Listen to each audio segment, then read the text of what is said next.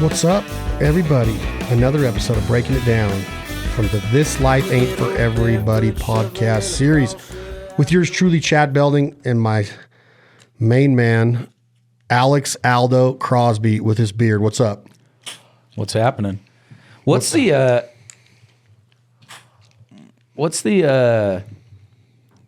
intro song every time that like when you start to think about, like we were just talking about Rickey Henderson goose hunting, what's the song you're playing in your truck this season? You tend to, at least in the past, have always had kind of like a song you want to hear out in the field. What's it been this year? Like when I'm driving, traveling? Yeah, like you're just starting to get out there. You got one more song to listen to get yourself pumped up. It's so funny that you asked me this because I've been listening to 3 songs like every day. I got on this kick in Wisconsin when I got there hunting, and I had my Deemer boxes out, in which we're going to talk about Deemer box. But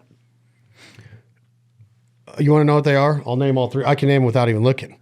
They're all off of Rock of Ages, Def Leppard's album from like 82 or 83, Photograph, Foolin', and Rock of Ages. When he goes, ooping, leaving, rockin', rollin'. All right. So you're on an 80s hairband. Not just the 80s. No, I don't consider Def Leppard a hairband. Not hairband. They were rock. They were, before they jumped the shark with Pour Some Sugar on Me and all that, the whack, they jumped the shark. But at one time, those guys freaking rocked. It was probably pre-One-Arm Drummer with Rick Allen. It was probably before he got that car accident and lost his arm. But that song, Foolin' and Photograph, and that whole album, that was one of my first albums I ever got, was Metal Health, Quiet Riot, Def Leppard, Pyromania.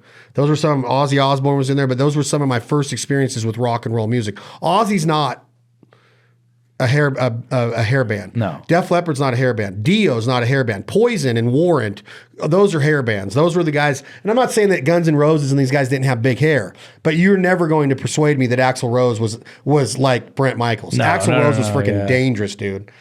But anyway, I don't know why you asked, because when I hear, go listen to those 3 songs on your way home. No, I will. Foolin'. I was just thinking, like, maybe the intro music to these shows is, because I know that about you, so maybe that's what these should be right now, but I don't know if we would be able to. I didn't know you were going to say Def Leppard. Well, I mean, Brent Cobb is the one that we have for Breaking It Down on Morning's Gonna Come, which is a huge theme to my life. We talk about how everything is here today, gone tomorrow.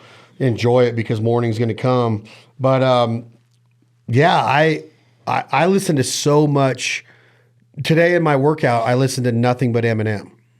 Really? Oh, yeah. Get you going? From his old stuff. Oh, my God. He's got so many fire-up songs, dude. Like, lights me up. So I'll get into Eminem and just rock, just work out like crazy. But then I'll put on Slipknot, or I like Stone Sour. I love Pantera. I like Luciano Pavarotti and Andrea Bocelli a lot of times. I like Pure Prairie League and Vince Gill. I like freaking James Taylor once in a while. I mean, there's so much that music does to me when I hear it. Like when you hear Mexico by James Taylor, I want to be in Mexico. Like that's what music does to me.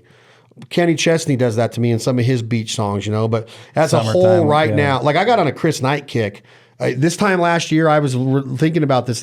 Every time I got in my truck, I'd put on Rural Route and freaking an entire line of Chris Knight songs. It Ain't Easy Being Me, Rural Route, and Down the River, all of them. And I just got on this kick of like, man, this is the zone I'm in right now. But when I was in Wisconsin, then Illinois, then Missouri, then I went to California for 3 days, then I went to Vegas for 3 days.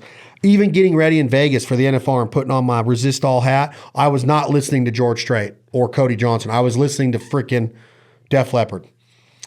Just because it's like hits me right now. I don't mean to go off on another tangent, but I got to ask, was that a custom hat that dude made you with that steam thing, or were you just filming and do something else? He took my hat and cut it up and formed it and steamed it and made it fit my head like a badass. But I am getting a custom one made because I got teased. They said that one of mine, in Wisconsin, Bubba was telling me that it was too high on my head. Like Bubba's a cowboy, but he looks pretty good in a cowboy hat. Yeah. This episode of Breaking It Down is brought to you. We got some cool sponsors. We got some cool partners that are part of our family. We drive trucks a lot. We drive Fords from Corning Ford. We truly do. I believe in Corning Ford. I believe in what Paul and Francis are building there. I believe in what Benny built there. I believe in their customer service and their selection and how they support the blue collar, the worker, the farmer, the rancher, the hunter, the fisher, the conservationist, the provider, They are the largest Super Duty truck selling dealership for Ford trucks, if not in America, on the West Coast for sure. 1,200, 1,600 Super Duties on the lot of time. Now, of course, with raw materials, that's not the case this year, but you can still get your Super Duty or your F-150 EcoBoost from Corning Ford, and then call them up, ask for Francis. Go to work on ordering it. That's what I got to tell you. You have to order your truck right now. You have to go online and place your order and pick out all of your upgrades, because you're not going to go onto a lot right now anywhere in America and find the truck you want.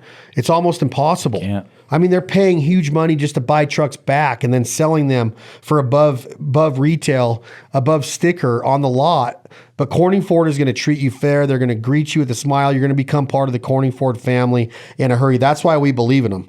I truly believe in how they treat their customer. Their service department is awesome. They're on it. They do not cut corners. There's nothing there that it ever tells me that I'm trying to get one pulled over on me. Nothing. From the whole experience of buying to service to trade-ins to buying again, it's Corning Ford for us. And the reason I bring up Corning Ford is because I was looking at our trucks today and the bumpers on them. Talk to me about the bumpers on these trucks. The grill guard bumpers, the regular style bumpers, the rear bumpers, the bodyguard bumpers in Paris, Texas is building. Bro, I'm telling you, we're going down highways, freeways, dirt roads, gravel roads. There's a chance you're hitting deer. There's a chance of anything happening. These are protecting our automobiles. They're protecting our trucks. They're protecting our friends and family as we travel America's roads, systems, highways, byways, dirt roads, you name it. We're being protected by them, but they look so good. And what I love about what Grant and Kelly and the whole Malakote family is doing at Bodyguard Bumpers is that they're building them out of necessity of what we need.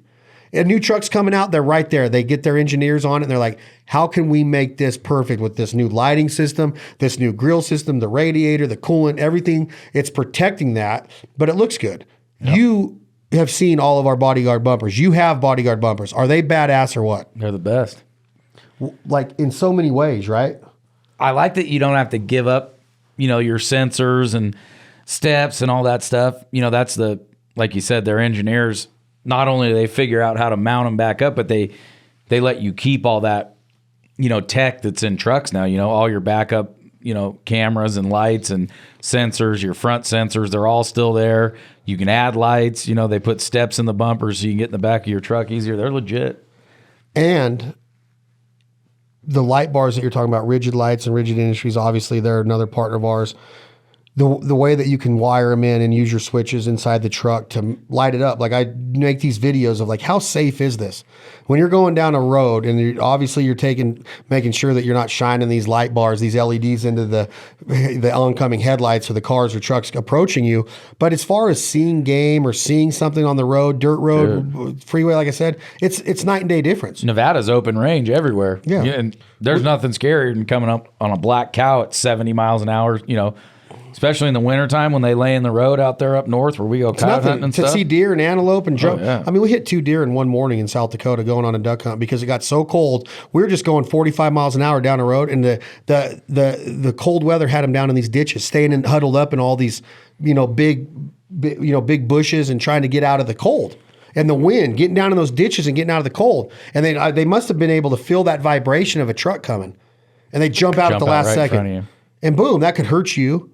Or it could really damage your truck. It's going to happen. There's so many white-tailed deer in the country, dude. People are hitting them left and right. Coyotes, animals get killed on roads. It's no secret. Oh, yeah. But Bodyguard bumpers mixed with those Rigid Industries LED lights, I'm telling you, bro, I feel safe when I'm traveling. And we travel. Do you have any other friends that travel as much as we do? Nobody travels as much as you do. Well, by road. I know there's long haulers out there in big rigs. Yeah. But we do travel a lot chasing our hunting dreams, our culinary dreams now because of the provider. But thank you, Bodyguard bumpers. Today's episode is also brought to you by Deemer Box. This is another thing that is so easy to talk about because we started this off about music and the Def Leppard songs I was listening to in all these places. We have our Deemer boxes out in. I don't run my truck, and have it idling. It's not good to idle a diesel truck. It's not. Okay, I'm not going to turn it off and then just use the battery up on music playing or the lights on the trailer. We have a bunch of different ways to run our LED lights off of generators, off of supplemental power. And then we have these dimmer boxes with 2 speakers on the DB2 and one on the DB1. You've seen them built into the Pelican cases. The sound, the bass, the treble, everything that you get out of these are badass. And you can listen to Photograph or Foolin' or Rock of Ages or any song while you're setting up the decoys. Then I had it on my countertop getting ready for the NFR, listening to Def Leppard again. Like, I love freaking dimmer boxes. They're legit. I've been listening to mine when I was pulling out all the Christmas decorations and all that, had it ripping in the garage. And then when I was up on the roof, I had it, out in the driveway, pointed back up. Christmas music? I was not listening to Christmas music, but you are now. I mean, I am now. I mean, I've been listening to some Christmas music, but when I'm getting ready to put lights up, dude, I'm probably gonna be listening to some Hank Jr., something that's gonna keep me fired up, but not get me too fired up where I'm gonna take a bad step and fall off the roof. You don't want to piss off the neighbors. Unless I had one of those ladders that Clark Griswold had, and you could just let it slide down on its own. But Deemer Box, man, DEMER, part of the Zach Brown Collaborative. It is a badass product. Waterproof, 100% waterproof when you put your plug in. Sealed, 50 hours of go time on one battery charge. You can put your USB in there and charge your iPhone on there. You can put your pistol in there, your wallet, your hunting licenses, your fishing licenses. Pull it behind your float tube while you're casting a line, floating on a reservoir or a river or a lake. In the boats, just out on an inner tube when you're just chilling with your buddies on a Sunday in Therapy Cove. You got your tunes rolling, dude. Put 2 cold beers in there with ice. It doesn't matter what you put in there. They're badass, and the music is bomb. So check them out, deemerbox.com. And last but not least, we're going to talk about the first annual Jack Links Cup again, February 15th through 20th, 2022, hosted and presented by Quail Creek Sporting Ranch. $150,000 in total prize money guaranteed. You can register online right now for the first annual Jack Links Cup at the Heritage Place we call Quail Creek Sporting Ranch in Okeechobee, Florida. Right now, register online at www.scorechaser.com. www.scorechaser.com. I mean, talk about badass, dude. Jack Links right up in your grill in the shooting sports. Come on, Crosby. Supporting the American hunter and the American outdoorsman, the America Second Amendment supporter and shooter. The first annual Jack Links Cup in Okeechobee, Florida. You want to go shoot in it? Yeah. Are you going to post that flyer to your social media? I'm going to have to, right? Well, I think, yeah. I would. How great are the snacks going to be at that thing? Oh my gosh, the cold craft. I mean, every station you're going to have a cheese stick, and a piece of jerky or a piece of beef. I love all Jack Links, dude. I think they're so innovative. I want to go shooting this, but I would get my ass kicked. I think I'm a good shooter, but my problem in sporting clays is I'm too impatient. I get up there and I just pull. I don't take time and see one. I just use my instincts, because in hunting and sporting clay shooting, it's totally different. Right. You can tell me till you're blue in the face, it's going to be the same. No, it's not. Now, I'm not saying that you can't be qualified to be a duck shooter or a quail shooter or a pheasant shooter off of becoming a very proficient sporting clay or 5-stand or trap or skeet. I don't want to get sideways on that. I'm just saying that hunting is more instinctual to me. And I'm not saying that sporting clays, again, cannot become instinctual. But I'm up there and I'm just pull and I shoot. I'm not one of those guys that's going to run it into the 90s. You literally have to shoot that course nonstop to get that good. It's like golf. You can't just go out and do it. You got to be consistently doing that with your form, your technique, your mechanics, your vision, your leads. All of that stuff goes into it. Where ducks is more like get them, boom. Yeah. Boom, boom. And you're just like, it becomes so much more instinctual to me. Your stance, your grip, the way you hold your gun, the way you squeeze your trigger, your breathing. There's a lot that goes into being an exceptional sporting clays gunner. And Jack Links is supporting it. And I freaking love them for it. The first annual Jack Links Cup, February 15th through 2022. $150,000 in total prize money is guaranteed. You're going to be at the Quail Creek Sporting Ranch in Okeechobee, Florida. You can register online again right now at www.scorechaser.com. That's SCORECHASER, scorechaser.com. Get registered for the first annual Jack Links Cup. I am so fired up to be a part of it. Thank you, Jack Links, for everything that you do for us. Today's episode of Breaking It Down, you got one for me? A what? Topic? Breaking it down. I got one. You got one already? You got a topic? Yeah, I got kind of a topic. We I wanna talked hear about yours. Rickey Henderson a little bit last time. But how cool is this deal going to be with the one and only George Brett? We're talking athletics here, right? We're talking athletics on this episode of Breaking It Down. Do they still play ball like they did in the 70s, 80s, and 90s when you watch them? I don't know if they really do. I'm not saying that there aren't some go-getters out there. But is there really a Pete Rose out there? Does Mike Trout really give it up? Mike Trout's a stud, and he's one of the best baseball players of all time already. But do they really do what Rickey Henderson did and Pete Rose? Do they really get after it like Don Mattingly did? Do they really do what George Brett did and lose his shit over the Pine Tar incident and come out when he knows that umpire would have whipped his ass, but he still went berserk anyway with Gaylord Perry trying to hold him back? I don't think so. We get to cook with George Brett in a couple weeks again. He's speaking for one of the events here locally. How excited. I mean, how awesome of a man is he? Yeah, he's a one-of-a-kind.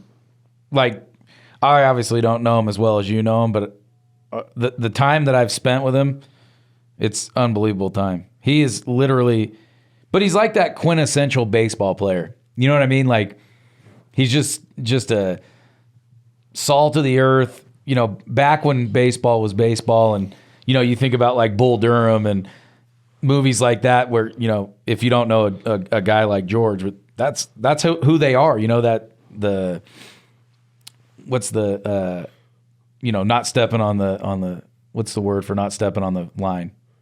What do you mean stepping on the line? You know, like the stereotype's not the word. Starts with an S. What? Like they won't step on the foul line when they walk out. They won't, you know. Oh, superstition. Superstitions. Yeah, you know, Yeah. all the superstitions. I wasn't following you for a minute. All the athleticism, all that old school baseball, that's still George to this day, you know. And he's still, even just when you hear him talk about like playing golf, which is what he does now, he still does it like intensely. Like he wants to be a freaking unbelievable golfer, just like he was an unbelievable baseball player. And I'm sure he is a great golfer, but then he's like one of the funniest guys I've ever hung out with. Just down to earth. Just being himself. I love he's just him. a stud. He treats us so well. Oh yeah. There's players like that today. I think Charlie Blackmon's one. I really think that there's badass players out there, but I don't know, and this is probably going to sound kind of weird, but I don't know if I was a kid, if I would get hooked on sports stars like I did back in the day, because it was so much more intimate to me, man. It took everything to go see a game.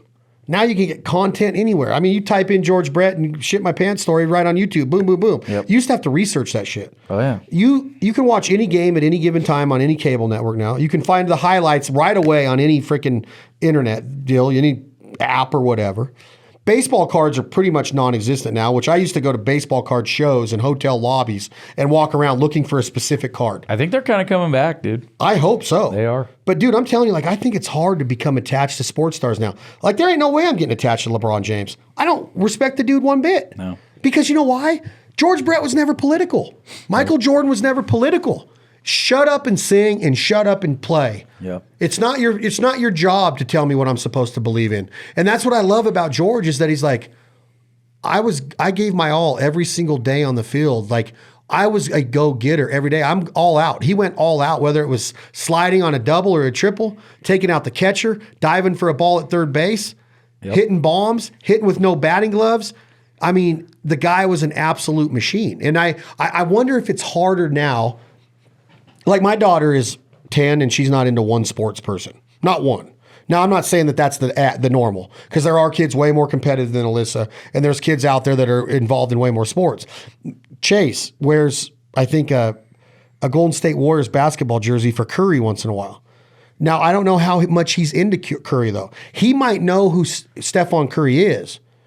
But when I was 10, getting into my 12s and my young teenage years, bro, and maybe my personality was different. But you can go out here and look at my Bo Jackson poster collection, and it'll blow your mind. Like, literally blow your mind. Yeah. So, do people really get attached to sports stars like we did back when we were coming up? I don't think so. Well, I think they get hooked on their merchandise and stuff. It's become too much of a business. You know what I mean? I think. And I think that's what, I'm not saying those dudes aren't studs, but it's kind of like the Roger Dorn thing, right? When you're making 150, I'm not taking one of those. You know, I took one of those in the eye, almost lost my vision. You know, They don't want to get hurt. They got $150 million contract. You don't see that hustle that you see in those older. I don't think you do. But also, we didn't need to know, like you just said, we didn't need to know about their life off the field. You know what I mean? You never heard about anyone's political views or there was no phones being who their recorded all the girlfriend time. was or any of that. Or George bullshit. Brett going to have a beer with Wade Boggs in the lobby when he was done playing at Fenway. Like, we didn't know any of that shit. No, none of it. There was no, like, the paparazzi? There was not. No. Dude, people are so nuts to know every little intimate detail about our heroes now. It's like, dude, they're just people. That's what all you saw them was in that hero light, right? Yes, you saw them on the field. Yeah. Batting practice, hitting bombs, and then the game. And if they played freaking great, you were even more in love with them. If they had a bad game, you felt bad for them, but all you knew was that hero light when they were playing their, like you said, you didn't see them afterwards, and they didn't sell tennis shoes off, some other site. I just heard a guy talking today about the UFC, and the UFC's got a different kind of, I guess hierarchy or, whatever you want to call it, where professional athletes now, each of them is their own brand. And I'm not saying that they didn't think that way back in the day, but I think that team mentality and winning was just more, it was more up front with those guys like George Brett. He hustled that hard because he wanted to win. He didn't want to, maybe he wanted to make some extra money, but I don't think that was his driving force. Nolan Ryan, there wasn't the money in it though. Right. I think George, there's stories out there of like when Rickey Henderson signed his first $1 million deal. I'll tell you in a minute, but go ahead, Nolan Ryan. Nolan Ryan got hit in the face with that ball and continued to pitch the whole game, spit and blood. And, and the beat old the school shit out of Robin Ventura when he tried to charge the mound. Yeah. Oh, the best. Those aren't for, that's not for money. That's not for, that's for winning. That's for the competitiveness of playing baseball. You know what I mean? He could easily said, I can't pitch anymore. Just got hit in the face with a fastball. I'm not saying I wouldn't take the money, but today's game has changed. It's different. All of them have. Dude, I used to die to watch Larry Bird play against Isaiah Thomas and Magic Johnson and Bill Laimbeer and John Stott. I could care less if I ever saw one play in the NBA again. I mean that. I don't watch one bit of it. I've grown out of it because they didn't keep my interest because it got too bullshitty. NFL, I don't watch. I barely ever watch the NFL. Now, look, I know they're badasses and I know they're talented and I know that Tom Brady is a stud, but there was something different about Walter Payton and Emmitt Smith and Dwight Clark and Jerry Rice. Like, there was just something different about their attitudes and their personalities. It was because they were so untouchable to me. Because you could not go on and find out Jerry Rice is on Dances with the Stars. Right. That stuff wasn't happening back then. You go on Instagram and see what they ate for breakfast, and I just don't know. Yeah, you follow them on Instagram. You're like, oh my God, you're at Target today. Like, I don't want to know that. Right. I don't want to know that. You're Jerry Rice. You don't go to Target. You don't go to. You should be on a private plane and getting ready to run. Yeah, getting ready to catch a Montana pass and a Steve Young pass. But I don't know. Maybe there's not really an argument in that. I don't know if somebody could come in here and be like, oh, you're full of shit, Belding and Crosby. The merchandise sales are up millions. I'm like, yeah, because every team store is through the roof with every knickknack that you're trying to get people to buy. It's ridiculous. You could go into I went to the Dodgers team store one night after I went down there to see Walker, and I was like, dude, they got to be doing millions in merchandise sales a night. I mean, their jerseys were flying out there. I get it. Yeah. But I don't know if it's still that intimacy with that player. I don't think so. And here's the deal. Back when I had intimacy with Bo Jackson and George Brett, or did that sound right? I had intimacy. Did not sound that right. did not sound right. Back when I was intimate about learning about play, I don't know what I was trying to say. But back when I was falling in love with players, that didn't sound right either. Back when I was a big sports fan, still am. But back when I was like addicted to these guys, I didn't have their jerseys. I didn't want their jersey. I didn't give a shit. I had a poster in my room, and I didn't need all of that. It's weird. I don't know if the mentality has changed. Like, I never got into like, oh my God, I got to have his jersey. Never wanted Bo Jackson's name on me. No. I wasn't Bo Jackson. Right. I've never been that guy. So buy like the team hat. I had a hat, maybe. Yeah. I had a hat, but I was intimate with these guys in a way of like, I got a baseball card collection that would blow your mind. But again, that might just be because of my type A personality. But there still have the baseball card collection? Oh, dude, come into the house after this. You know it's worth tons of money now. No. Yes. Dude, I have like 30 Upper Deck Ken Griffey Jr. rookie cards. Dude, okay, you keep talking. There's another Ken Griffey Jr. No, they're not. Dude, I have, Crosby, look at me. I have a folder this thick of every Bo Jackson card made, with 5 to 6 of each. Of his 86 Donruss card, his 87 Topps rookie card, his 86 Donruss Future Stars, all of his Upper Deck, all of his Smokey the Bear Wildlife Fire Bo Jackson cards that he did when he was with the Raiders. I have his Fleer card when he's got the shoulder pads on, holding the bat. I got like 30 of those. You want to know what this 1989 Ken Griffey Upper Deck card is going for if it's a Jim Mint 10 card? How much? $4,535. There's no, I got like 10. I got like 30 of them. I'm just telling, dude, it's Jerry back. curls and everything. Look up an 84 Donruss Don Mattingly rookie card. Dude, this signed Ken Griffey card is $13,500. I don't have any signed. When we talked about cards and being back, what'd you want me to look up? 84 Donruss Don Mattingly rookie card. Is it 84 or 86? I think it's 84. Yeah, it's 84. When he's with the Yankees. 84 Donruss. Donruss. Donruss. That one don't touch the Ken Griffey. How much is it worth? The signed one's $1,200. 10 is 8. Oh, there is one here for $15,000. Something must be wrong with it, or some. It's either an error or. Okay, here's one for Jim you. Mint 10 is $15,000. 15 grand. I got like 4 of those. Okay, here's one for you to check. 88 Fleer. You got that in there? Yep. Fleer. 1988 Fleer. Billy Ripken. F face card. FUCK face card. This was the one that his teammates played the prank on him and wrote F face, but the full word on the knob of his bat. And he was doing his baseball card like this.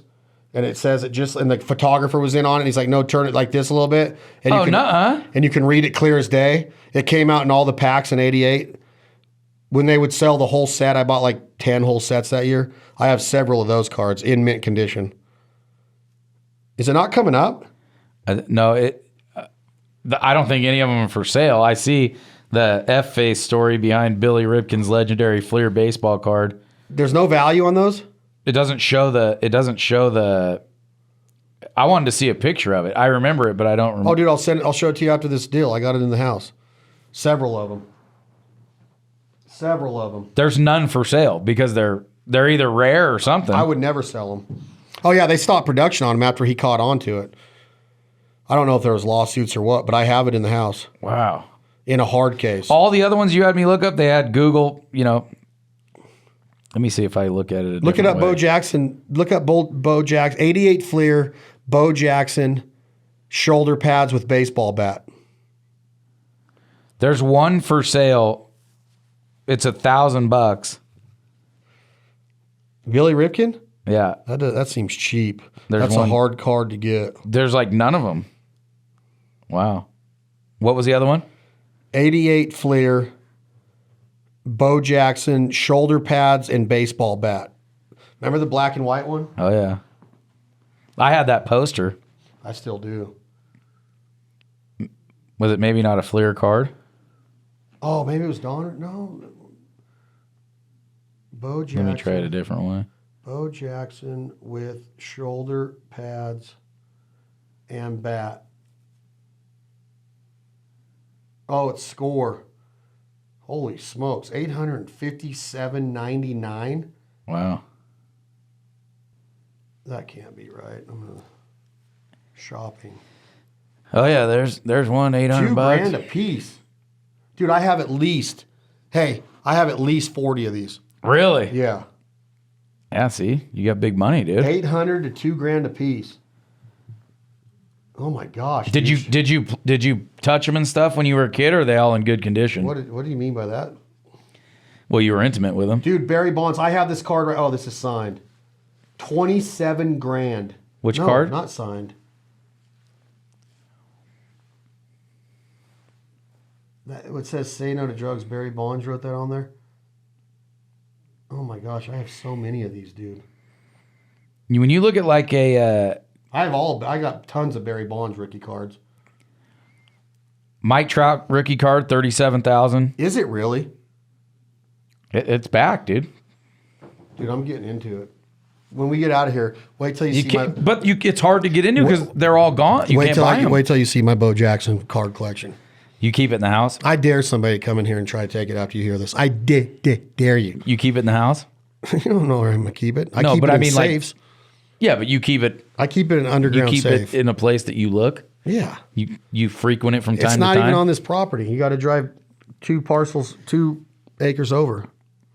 Go through the secret tunnel. There's not a tunnel. It's a gate. If you want some.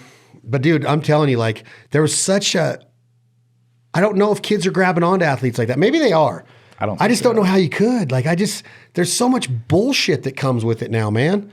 There's some good ones you could find. Like you said, Charlie.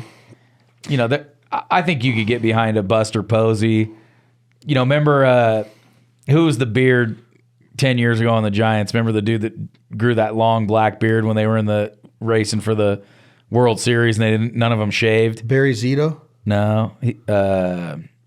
Anyway, you know, I think there's some wholesome I know dudes. that guy, the closer that had the dark Yeah, beard used that to he do the died. X. That he died, yeah. Yeah, you hurt his could arm. get behind those guys, you know. Some of those guys. I don't more think so. wholesome guys. I don't know. I'm not saying you couldn't. I'm just saying, yeah, like... not do like they- it was. Do they... I don't know. Maybe there are some psycho kids out there like I was that are collecting every... And Buster's a stud. I love that dude. But I don't know if it's the same, man. Well, look at, because it's too easy to get... It's too easy to go on and see a picture of him. Yeah. You used to have to go get a Sports Illustrated or a Beckett baseball card monthly to see that. Or a baseball card. Or go get a newspaper where you actually had to read the clippings and like the line art or the line items of each score. You know, what am I trying to say? Stat. The score box, the box scores, score box scores, whatever the.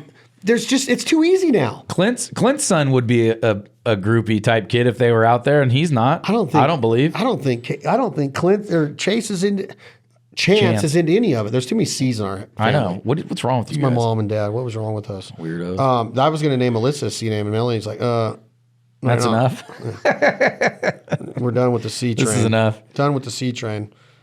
But I don't know. People can write in and let us know what they think, but I don't. Would you argue that all this information's kind of ruined some things that we held dear? It's absolutely ruined Life. nostalgia, authenticity, legitimacy. I just don't want to know. I loved the idea that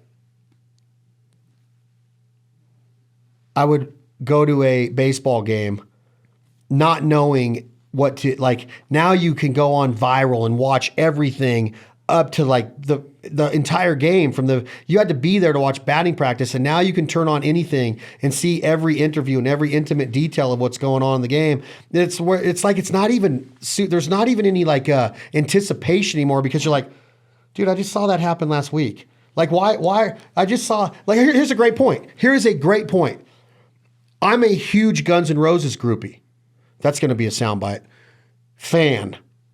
Dude, I don't even care to see him, because you can literally go on their Instagram stories and watch sound check, and then every freaking song. And I'm not going to sit there and go, well, there's something different about the energy. I know this. But dude, back in the day, you didn't know what happened in Sacramento the night before I came to Reno. I did, because I was in Sacramento and saw somebody throw that bottle of piss at Duff and hit him in the head and had the big bandage the next night in Reno. I just got in an argument with my trainer the other day about that Axel walked off the stage in Reno the next night too, right before Paradise City, because somebody let off firecrackers on the floor of the audience. But I didn't, there wasn't like internet going, oh my God, I got to see sound check last night. It's the same exact thing tonight. This is the lamest shit ever. It's too easy now. I know. You see the whole concert. Like, why would I want to go see a concert right now when you can just watch it from their concert the night before? Yep. Remember, it used to be like MTV would have a special and be like Guns N' Roses live from Paris. That was the only time. Every once in a while. That was the Not only very time. much. Once every 10 years. You get to see some video of Rock in Rio, but you had to watch MTV News to get it. Right. Now it's like, oh my God, I'm watching a full GNR concert from last night in Anaheim, California. The first song is It's So Easy. They ended with this, with My Michelle in the middle. It's like, dude, you can watch the whole thing. Yep. There's no anticipation anymore. Same with, I was just thinking when you were talking, you know, when we would go to a Giants game, you lived to go to the sports store and get that mini bat or whatever. You know, my parents weren't buying us jerseys and stuff, but you could go order that on Amazon right now. Like you don't have to go to the sports store anymore. No. But you just get ordered from Amazon and have a guy delivered to you outside the stadium the next day. Right. It's lame. There's no authenticity, dude. Yeah. There's no authenticity. That's why I love seeing the authentic part of baseball. I love seeing I don't care. Like Bryce Harper gets a bad rap, but I've seen him sign a lot of autographs. I love when players come out and treat kids the way that they should be treated. And they should. Yeah. And it sucks that you see these autograph hounds that sell it on eBay and shit. You're trying to get in there, but you can pick those guys apart. Yeah. They're idiots, basement dwellers. Right. Changing their hats and shirts and stuff, get multiple autographs. I saw George light one up in Kansas City when he was doing a signing for me. Recognized him more than once. Came through twice. Cut in line. Had another guy waiting for him. The line was 1,200 people deep. They had to break it up into like, gave people numbers and said, hey, come back at this time. Dude, the guy's like, we started this with George Brett, but he did a signing for me at Cabela's in Kansas City with Luke Hochshaver. Dude, it was so awesome seeing the stuff come through there, what he was signing. People brought, you're saying? Yeah, old school Sports I Illustrateds and old school things like I have. I have some badass George Brett shit too. But man, I don't, it's not hoarding. It's like, I'm into that nostalgia part of it. Like I want to like have a museum someday of what my life was. I wish I would have kept more. Yeah. I really do. I wish I would have kept every freaking poster I ever had as a kid. Not that I have them right now, but someday I want this big ass walk through place of like, oh my God, that's Christy Thomas from The Fall Guy. Or I mean, Heather Thomas from The Fall Guy. That's Christy Brinkley from Vacation. I had all that. I had all of that stuff growing up when it was like I had these supermodel posters and then I had movie posters. You see a lot of my movie posters out here still. I had a lot of that stuff when I was hooked on that kind of shit of nostalgia. Remember going to Spencer's and flipping through the poster rack? I bought so much stuff at Spencer's. Dude. And Marabelli's in Park Lane. Oh, yeah. I'd go straight to their cassette, man, all the time and get cassettes. Yep. I wish I had all my cassettes. Then the poster thing, dude, and shuffle through because they, sometimes they'd get a new one, or all the time they'd get new ones, but yeah, that was the best. Dude, when I'd see Motley Crue or GNR on there, or Dio, I'd get the Last in Line or the Holy Diver, Rainbow in the Dark poster, and I'd have it up. I just wish I would have, it'd be so cool to have it all. I know. And put it back up someday. Because that's your life. And I'm not saying that things don't change. Like Alyssa does schoolwork. I don't keep every freaking picture she draws. My mom and dad didn't either. But I'm keeping the ones that I know that I want to have down the road. If I kept every one, dude, I wouldn't have a house. Right. It would look like an episode of Hoarders. Yeah. Anyway, I don't know. Maybe there is an argument here that kids are into it, but I don't know any. I don't know. Like Jim Ray's son is a stud baseball player, loves basketball. You don't go over there and see him like, dude, look at all these baseball cards I just got. Yeah. Look at this new Sports Illustrated. Dude, I used to live to see Mike Tyson, Kid Dynamite on. I got those too, still from my childhood. Those gotta be Kid Dynamite with Michael Spinks going through the ropes and it says 91 seconds on it. I got the Kid Dynamite cover. I got the Convicted cover, Guilty with Mike Tyson in handcuffs. Really? I got them all. God, those got to be worse than But I want to be able to put them up on a wall and showcase them someday. Yeah. That's the problem is if you save that stuff, how do you showcase it? Yeah. Which you got you got some cool stuff hung up now, but I'm sure you got more. Obviously, you got an extensive baseball card collection. Well, if I showed it all to you, it would take like maybe 3 to 4 weeks, maybe 5 weeks to see all my cards. But I have like a box that's like, and it doesn't have all my good stuff in there, but it's got the gems. It's got so many gems in it, and just like ones of like Barry Bonds and Ken Griffey together at like the All-Star game when he was with Pittsburgh or San Francisco and he was with Seattle, and just my favorite players. I think Barry Bonds is the best hit. He's absolutely the best hitter of all time in the game of baseball. Yeah. You can't argue that. No matter with the asterisk or whatever, the dude saw one pitch a game and hit it into the water. Yeah. The guy was an absolute machine. Best hitter of all time in the game, in my opinion. Not that Trout might not catch him, but Barry Bonds, dude, intentional walks and the shit he had to deal with. Nobody pitched to him. Nobody would pitch to him. He was such a stud. God, he was good. I saw him hit 756 at the game. You were at the game? Got the pin. How sick was that? Oh, so great. What do y'all think? Are we still into our sports heroes like we were at one time when it's so easy to find out every single thing about them? Everything. There's so much to see. You used to have to watch TV just to see a Nike commercial with Bo Jackson on it. Now it's like, oh, really? I mean, LeBron was doing this morning and LeBron's updating us on his breakfast and, he's doing, it's like, so it's just too much. The social media has taken the authenticity out of our lives, in my opinion. So sports heroes were important to me at one time. They were. And I still hold Bo and George Brett and Will Clark and Barry Bonds and Rickey Henderson, who we talked about on the last podcast we just hunted with. Those were the days, man. Those were the days of sports, in my opinion. They might be bigger, faster, stronger. Huh? Hey, you haven't mentioned Michael Jordan once. Well, I mean, fan? He's on the level of I mean, he even said it, dude. I mean, white people buy shoes too, or, you know, like, he ain't gonna be racist. He said Republicans buy shoes too. Right. Like, he wasn't gonna be political. Right. Right. It wasn't about that. It wasn't like, get on your soapbox and preach. Like, just shut up and shoot the ball. Yeah. Dunk. Don't Do say something. things that you have no background or no evidence of or no education of. Just shut up and play. That's what we're here for. Yeah. You're a good basketball player. I don't go to a comedy show to watch Amy Schumer tell me that guns need to be outlawed. Just shut up and make me laugh. Exactly. Robert De Niro, shut up and be in the Taxi Driver and freaking Cape Fear and Godfather 2 and all the other great Meet movies the you've been Fockers. in. But don't tell me that you hate our president. I don't care. I don't care. Just like Brent Cobb says, shut up and sing. Mm-hmm. I don't care that you're on. I don't care you have this box that you can get up there and be like, I support this. Like Cardi B got up and supported freaking Joe Biden. Really? People are going to believe what she says? She's a stripper turned freaking rapper. Like, I'm not taking anything away from her talent, but you're going to tell me that she has the basis to tell me who we should vote for. Honestly, you're going to tell me that? And then they canceled her anyway because she wasn't for the vaccine. You saw that, didn't you? Mm-mm. Oh yeah, she put a tweet out a few months ago that she was hesitant about getting the COVID vaccine because something happened to one of her cousins, and the whole liberal friggin' movement canceled her. They hate her. Imagine that. Yeah. We're going to end it on that because I don't want to go down that rabbit hole. I love you, George Brett. Number 5, three batting titles in 3 different decades will never be done again, in my opinion. He won it in the 70s, the 80s, and the 90s. He almost hit 400 to tie Ted Williams' record in 1980. The story behind that's pretty badass. He's a great storyteller. But he almost hit 400. He hit 391 that year. Is his One hit storytelling away. what makes that shit my pants story so good? Oh my Because God. that is a lot of it. Do you think he'll do it? Unbelievable delivery. Do you think he'll do it when we see him in a couple weeks? Will he tell that story? There's no way. He won't to the crowd, but I think he might to us, with us, or at least chat about it a little bit. That first night he's here, we're going to cook for him.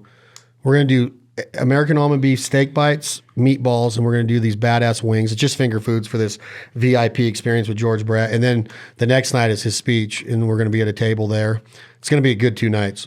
Do you think he'll come out and have a cold one with us? Of course. What's your bat say? Jeans, black bucks, no socks. He signed a bat for Alex. Jeans, black bucks, no socks. You got to go look that story up. Just type that into your search engine and see what comes up. I believe it'll come up. Jeans, black bucks, no socks. Bucks are the shoe, right? Yeah. The name of the shoe.